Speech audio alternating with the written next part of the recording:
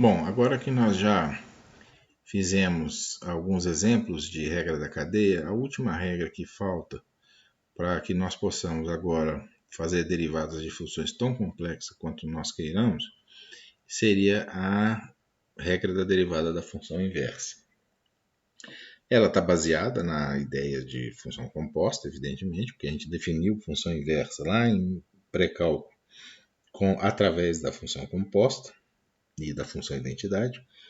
Mas é o que nós vamos fazer aqui é justamente usar aquilo para chegar na regra de derivação de funções inversas, tá bom?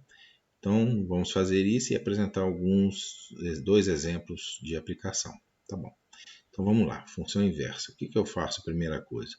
Primeira coisa eu tenho que saber o que é a função inversa. Isso já foi considerado no curso de pré-cálculo. Então o que eu tenho aqui é que se a f é a inversa da g ou a g é a inversa da f, tanto faz, né? É comutativo essa ideia. Então a aplicação de f sobre a g é igual a x. Então vejam só, isso é uma função composta. Se isso aqui é verdade, eu posso derivar dos dois lados, ok? Derivando dos dois lados, o que vai acontecer? A d derivada da função composta, isso já foi visto, isso aqui é a regra que nós já vínhamos usando, é a derivada da f pensando em termos de y com relação a y, mas substituindo depois o y por aquilo que ele é, né, que é a g de x, tá bom? Vezes a derivada da g. Agora vejam só, vamos supor que você sabe, então você sabe a derivada da f. Então você conhece a derivada da f. Mas você não sabe a derivada da g. Então o que você faz? Você monta essa estrutura, você sabe que uma é inversa da outra, né? Claro. Aí você monta essa estrutura aqui, faz a derivada dessa maneira que aqui está, e agora você vai poder escrever essa derivada que você desconhece em termos dessa derivada que você conhece, ou seja, vai poder escrever a derivada da g como sendo 1 sobre a derivada da f de y com relação a y depois que você substitui isso aqui. Tá? Então é muito importante lembrar que você tem que substituir, porque inclusive o seu resultado tem que ser dado em termos de x, né? Então, e não em termos de y. Mas isso nós já vimos lá atrás e não é tão complicado assim, tá bom? Então no final das contas a derivada da função inversa não é tão difícil assim de se obter e segue as mesmas ideias da função composta. Vamos pegar agora um exemplo para que a gente possa fazer essa derivação, tá bom? Nós temos aqui uma função composta. Nós sabemos que a função logaritmo ela é a inversa da função exponencial, porque uma aplicada sobre a outra ou a outra aplicada sobre a uma, né?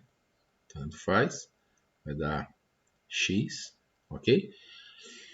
Então nós podemos pensar o seguinte, nós já sabemos qual é a derivada da f, mas nós gostaríamos de saber agora qual é a derivada da g. Então eu vou escrever a g como sendo o e elevado a x, e vou escrever a f como sendo o logaritmo agora aqui de uma y, né?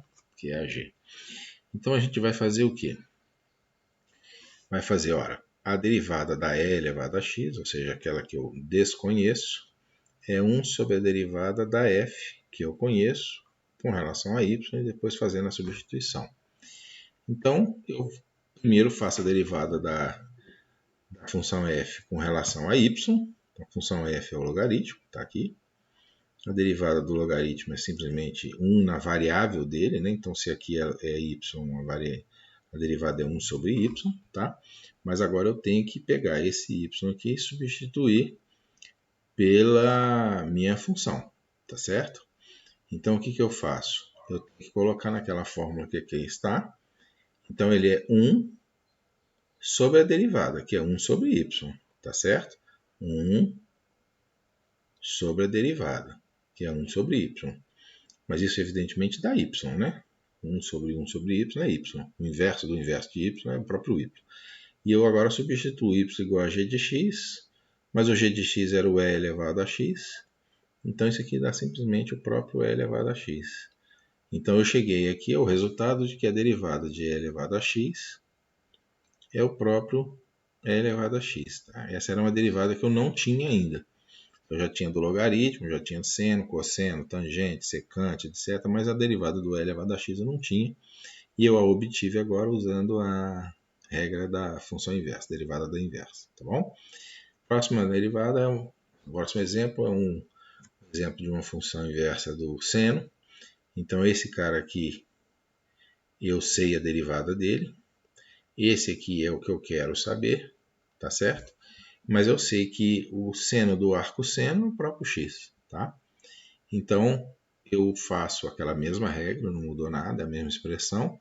Lembrando que aqui eu tenho a derivada que eu quero obter, que é a derivada do arco seno, e o f é a derivada do seno, que é a coisa mais fácil do mundo de se obter. A derivada do seno de y, lembra que aqui a variável associada é y, tá? Então, derivada de seno de y com relação a y é cosseno de y. Eu agora tenho que fazer a substituição, mas então fica o seguinte: o cosseno de y, essa substituição não é tão trivial assim.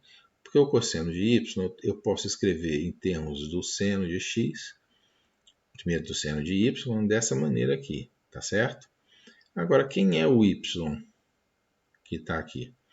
O y, que é o g, né? O y, se vocês veem aqui a expressão, o y é o g. Mas o g é o arco seno de x. Então é melhor eu transformar essa expressão que está em termos de cosseno para uma expressão que está em termos de seno, porque a hora que eu escrever seno, colocar o quadrado para fora, do arco seno de x, isso evidentemente vai se transformar, se for ao quadrado, né, em x ao quadrado, tá certo? Porque o seno do arco seno é o próprio x. Isso nós já vimos anteriormente. Então, eu posso fazer isso. O cosseno do arco seno é isso aqui, foi o que eu acabei de mostrar, tá certo? Como é que fica a derivada do arco seno? Ou seja, como é que fica essa derivada aqui? Fica 1 sobre a derivada da f de y com relação a y, que é o cosseno, mas que quando eu substituo o y, fica simplesmente a raiz de 1 menos x ao quadrado. Então, simplesmente fica a raiz de 1 menos x ao quadrado. E eu chego, então, ao resultado, que eu ainda não tinha obtido, que a derivada do arco seno de x é igual a 1 sobre raiz de 1 menos x ao quadrado, que era o resultado. Tá bom? Então, esses foram só alguns exemplos, existiram muitos outros possíveis, mas dão uma boa ideia de como funciona as funções, a derivada da função inversa. É isso, na próxima aula nós vamos fazer alguns exemplos a mais da aplicação dessa regra. Por enquanto, obrigado por esse